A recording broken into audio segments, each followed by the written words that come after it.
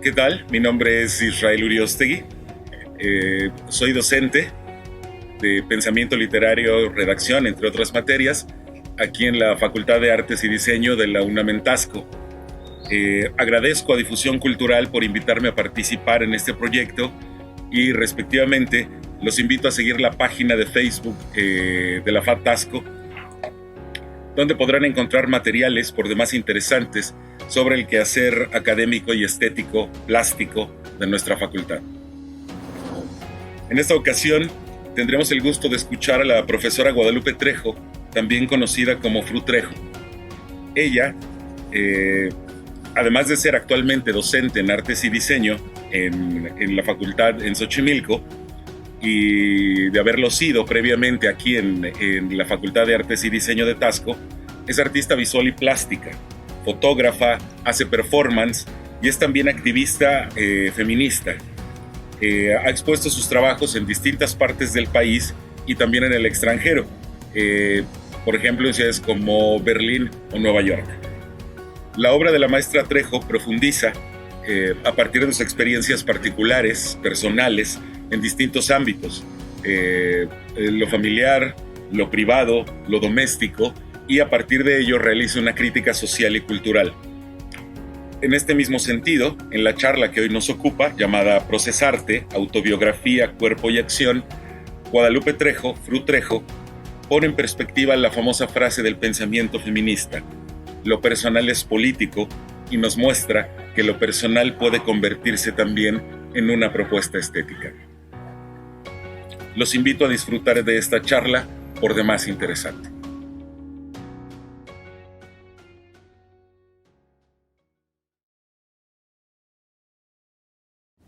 Hola a todos, a todas, a todes, espero que se encuentren muy bien.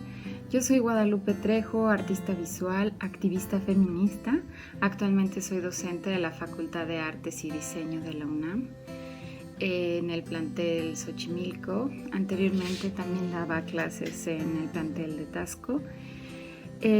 Agradezco infinitamente a Difusión Cultural por haberme invitado a este nuevo proyecto de sesiones en línea.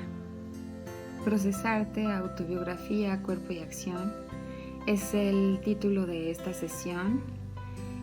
Son temas que me han acompañado a lo largo de mi carrera como artista, y no solo como artista, sino como docente. Como artista porque mi trabajo parte de eventos autobiográficos. El arte me ha servido como un laboratorio, un espacio que me permite reflexionar acerca de mi identidad, de mis procesos, de mis transformaciones, de mi pensamiento. Y también como docente porque he percibido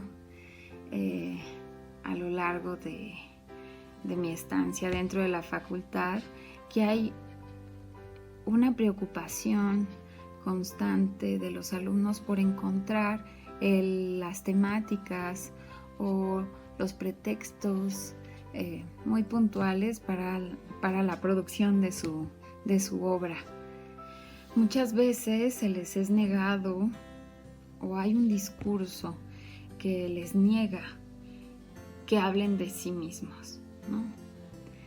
De sus preocupaciones, de sus sueños, de sus inquietudes, ¿no? O que se pongan a sí mismos, o que pongan en el centro su propia vida para su producción. Pero si observamos con cuidado la obra de los artistas y su biografía, vamos a encontrar un encuentro súper fuerte. La mayoría de las obras que conozco, podemos observar que los artistas toman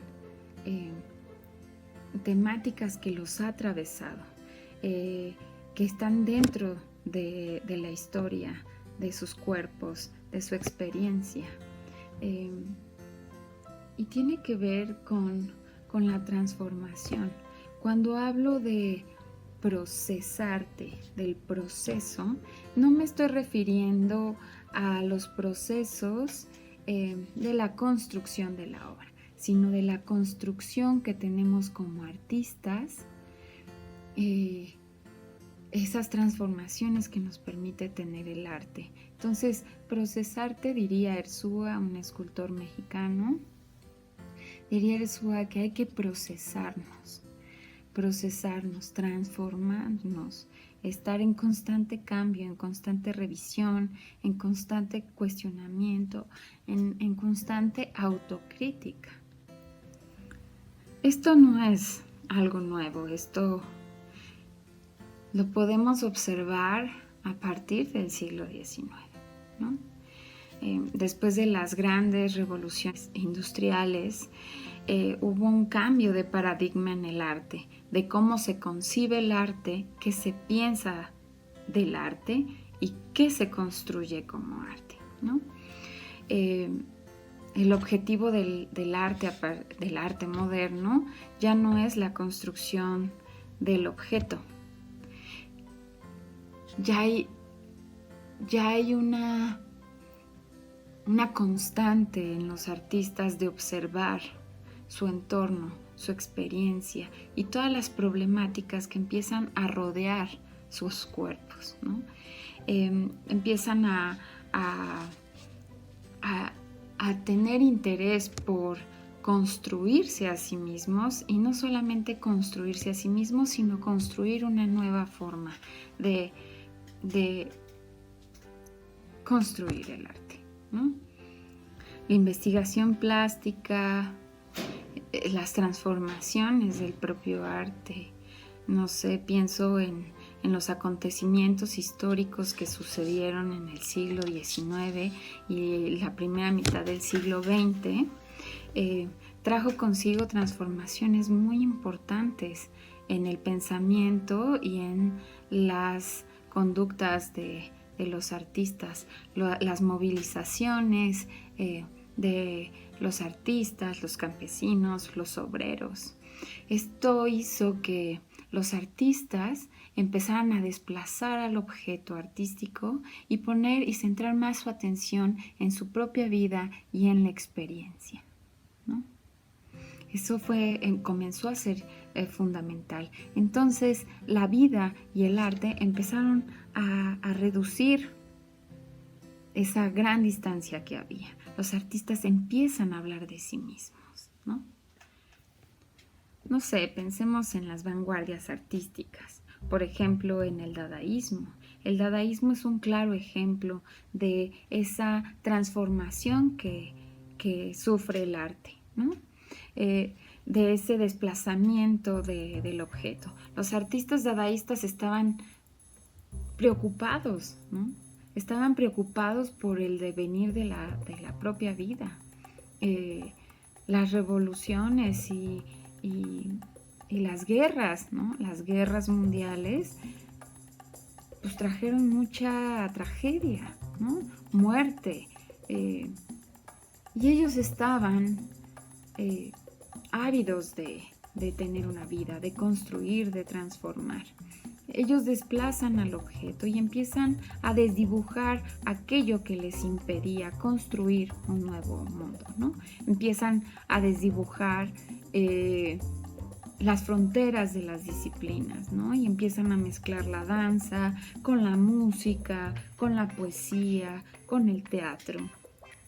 También empiezan a ser partícipes de su obra al público, ¿no?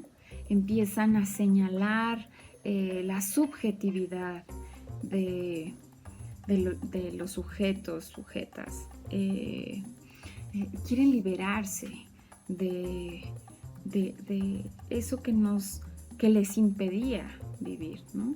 Y que lo único que ellos lograban ver era destrucción. O sea, destrucción. Todo aquello que nos hacían creer acerca del arte y del progreso tenía como efecto y consecuencia la muerte, ¿no? Ellos ya no creían en eso. Y no solo el movimiento dadaísta, también podemos pensar en el expresionismo, en donde los artistas comenzaron a utilizar el arte como un medio para poder denunciar para poder señalar aquello que les estaba atravesando sus propias vidas y que no estaban de acuerdo, ¿no? Empezaron a representar su dolor y también empezaron a representar toda esa situación que se estaba viviendo en ese momento debido a la guerra mundial, ¿no? A la Primera Guerra Mundial. También podemos pensar en el movimiento surrealista, que pone toda su atención en la subjetividad de las personas, ¿no? En el inconsciente. Señala cuáles son sus preocupaciones, cuáles son sus deseos, cuáles son sus traumas, cuáles son. Ahí inevitablemente el arte está atravesado por la vida de los artistas, ¿no? De lo que están percibiendo, lo que están viviendo, de la propia experiencia, cuál es su opinión acerca de su entorno que los rodea. Ya posterior a la Segunda Guerra Mundial, pues podemos ver que el proceso empieza a cobrar cierta relevancia, pues dado a toda la investigación plástica y a las aportaciones que trajeron las vanguardias. Por ejemplo, podemos pensar en cómo el arte se empieza a centrar en la investigación del propio arte, ¿no? Y sus aportaciones de la transformación de la forma, la síntesis, el color, la ampliación del espacio, la concepción del espacio y demás, ¿no? El surrealismo y el dadaísmo pusieron mayor énfasis en eso, ¿no? En el desplazamiento del objeto, que a esto lo podemos nombrar, diría Arthur Danto, la desmaterialización del arte, ¿no? Empiezan a centrar más su atención en el público, en los procesos. Ya no tiene importancia el objeto terminado, sino los procesos de aprendizaje, de construcción de la obra misma y la participación del público. No sé, pensemos en el arte conceptual. El arte conceptual no se da sin la presencia del público. El público es el que completa la obra, ¿no? Qué es lo que mira, qué es lo que piensa, qué es lo que dice acerca de lo que está siendo observado, ¿no? También la implementación de nuevos medios, ¿no? Como el cuerpo, como los objetos, ¿no? Pienso en el ready-made, ¿no? Y cómo esto tiene su evolución desde el cubismo, ¿no? Con la aparición del collage, cómo el collage se va transformando y después aparece ¿cómo se llama? El ensamble, cómo el ensamble empieza a abarcar el espacio y a hacer una intervención espacial, y cómo esto también influye en la participación de los cuerpos y cómo el cuerpo se desplaza en un espacio. Empieza a haber otros factores dentro del arte que comienzan a ser fundamentales. Esto es importante para llegar a ese lugar en donde la vida de los artistas comienza a ser el centro de la producción del arte, ¿no? Y no hay que olvidar la relevancia de la presencia en los años 60, 70 del movimiento feminista para que los artistas empezaran a verse y a señalar su propia experiencia dentro de su obra, que su obra comenzó a ser, digamos, un laboratorio que les permitía cuestionar, señalar y transformarse a sí mismos, ¿no? Por ejemplo, el movimiento feminista, siguiendo su lema, lo personal es político, lleva al espacio público lo que se suponía era propio, que era prohibido, aquello que no podíamos hablar, ¿no? Al momento de sacar a la luz todo aquello que estaba en el interior de los hogares, podemos ver que los sujetos y las sujetas de alguna manera reproducíamos conductas, comportamientos, situaciones que nos eran asignados, ¿no? Las feministas empezaron a señalar las categorizaciones de los cuerpos, la raza, la clase, el género, por supuesto, la edad. Empezaron a denunciar la exclusión de cuerpos, empezaron a señalar cómo estos cuerpos eran categorizados y jerarquizados dentro de esas categorías y también excluidos, ¿no? Y bueno, esto en realidad no sucede solamente a partir de los movimientos feministas y de la aparición, de la gran presencia, porque la aparición viene del siglo XIX, y podemos pensar en la obra de Virginia Woolf, ¿no? Virginia Woolf es una escritora feminista de finales del siglo XIX, en la que ella empieza a tomar su propia vida como obra, ¿no? Empieza a señalar las imposiciones sociales y culturales que tiene por ser mujer y empieza a denunciar y a exigir que se le abran espacios para pensar, para poder existir, para poder estar en la historia. Y no sé, hay un texto muy importante que en la actualidad lo siguen divulgando las feministas, Una habitación propia, en el que habla que las mujeres necesitamos un espacio, no solo un espacio y otro tipo de actividades que no sean únicamente las actividades domésticas, ¿no? Y un espacio propio para que podamos pensar y reflexionar acerca de la propia vida, ¿no? Y esto me parece importantísimo porque muchos de los artistas de los años 60 empiezan a centrar su obra en su propia experiencia, ¿no? Y el arte empieza a ser un espacio de denuncia. Eso trae también una gran transformación dentro del arte. Los estudios feministas empiezan a señalar al cuerpo,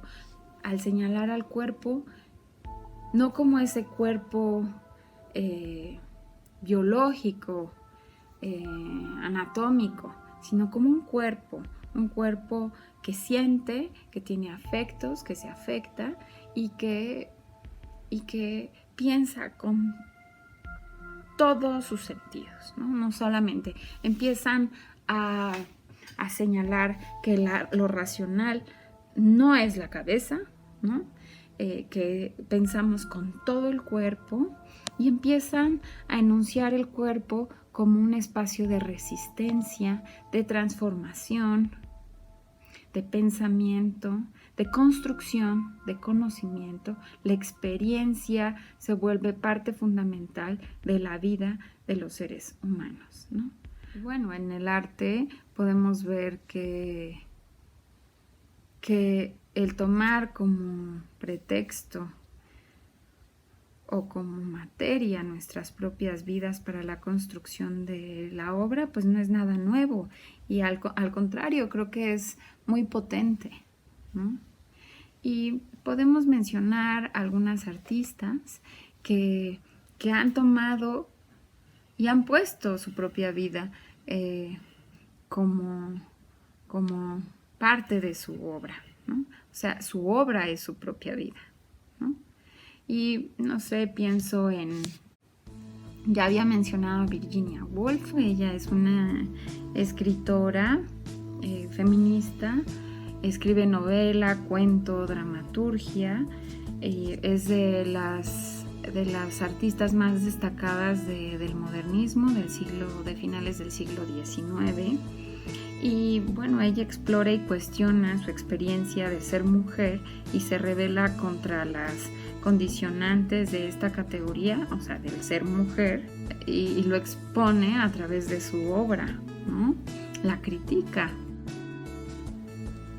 También pensemos en una artista expresionista alemana, Kate Kollwitz, comienza a exponer a través de su obra, de su pintura y de sus grabados, el dolor y la tragedia que sufre en la Primera Guerra Mundial.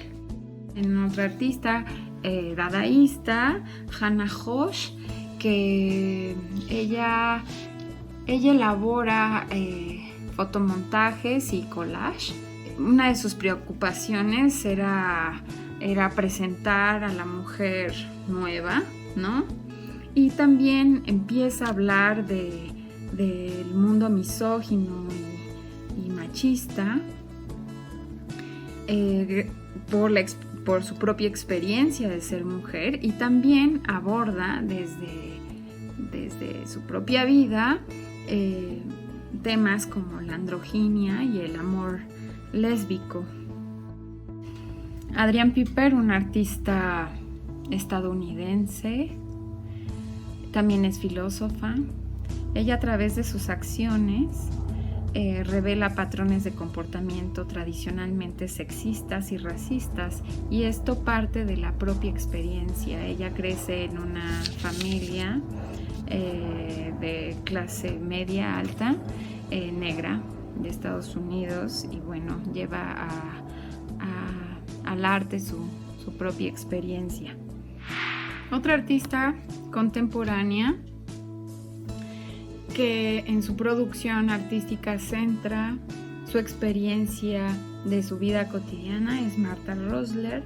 Ella es fotógrafa, hace video, instalación, escultura y performance, y principalmente su obra se basa en la experiencia de las mujeres. Sin duda podemos también hablar de Frida Kahlo, que toda su obra, bueno, quien no la conozca, Frida Kahlo es una artista mexicana, pintora, y en su pintura retrata eventos importantes, sus sueños, sus preocupaciones. Por allí diría Mónica Mayer, que es una proto-performer, ya que su obra, sus cuadros sirven como un registro de sus acciones, ¿no? Su acción como vida, con su vida diaria, ¿no? Y sus transformaciones también. María Magdalena Campos Pons, ella es una artista cubana.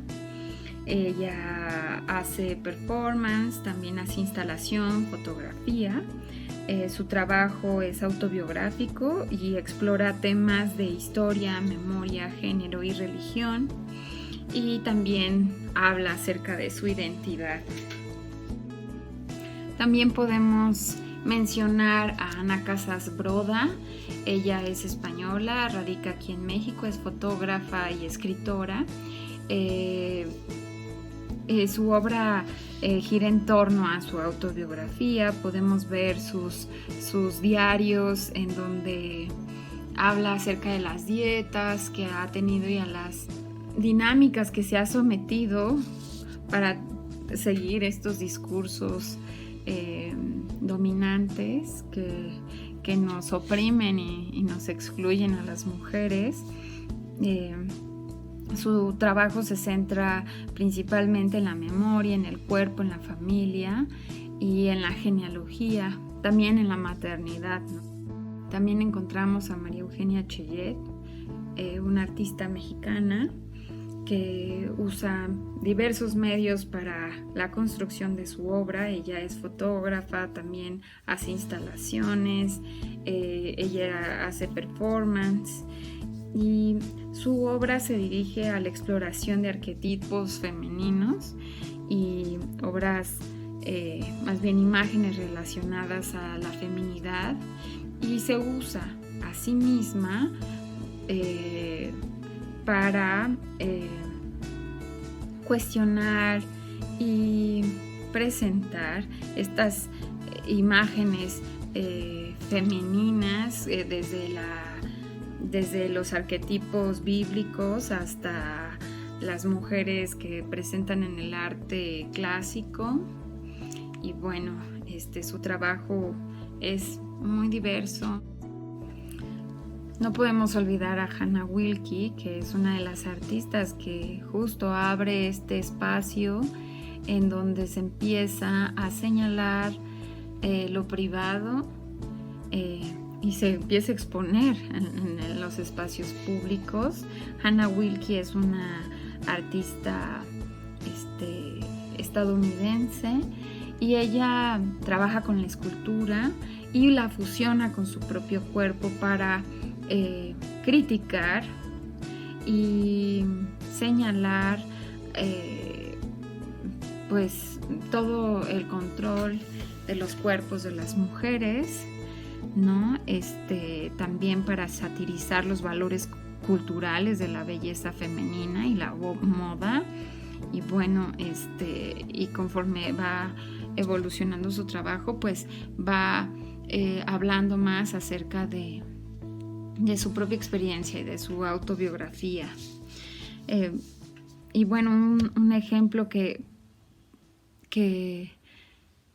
no puede desmentirnos es Orland. Orland es una artista estadounidense también que pues critica igualmente los estereotipos de la belleza, y ella se somete a cirugías. Ella hace performance, ella se somete a cirugías, las cirugías que promueven para que las mujeres sean bellas, y ella se pone a sí misma, ¿no? Y entonces ella se opera y empieza a hacer una transformación de su propio cuerpo, ¿no?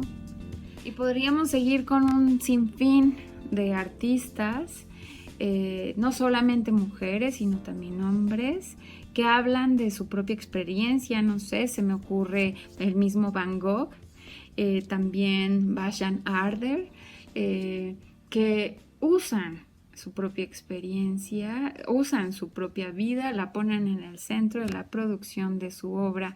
Y bueno, yo los invito a que abandonemos el miedo de hablar de nosotros mismos, de explorarnos, de transformarnos, y más en esta época que es tan necesario volver a tomar el cuerpo, a apropiárnoslo, a no dejarlo en el olvido. Y bueno, fue un placer. Agradezco a la universidad, a la Facultad de Artes y Diseño, al plantel Tasco por haberme permitido estar aquí con ustedes. Y bueno, eso es todo. Gracias.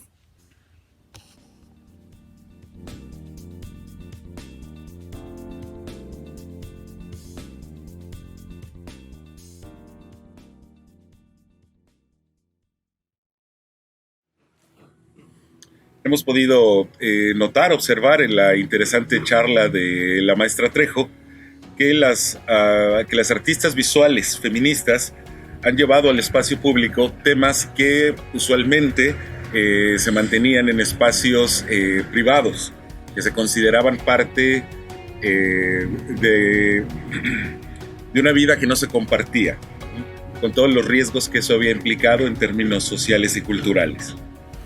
Y los trabajos de todas estas artistas han servido para denunciar los distintos estereotipos patriarcales sobre la apariencia física, la pertenencia étnica, socioeconómica, cultural, las críticas que se hacen cuando se tiene cierta edad, en fin.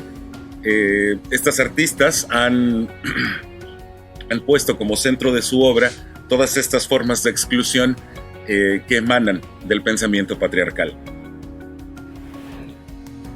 Me despido de ustedes, les agradezco haber escuchado la charla de la maestra Trejo, y les recuerdo que el Departamento de Difusión Cultural de la Facultad de Artes y Diseño en Taxco, todos los jueves sube a YouTube estas charlas, este tipo de charlas tan interesantes, y lo anuncia en su página de Facebook.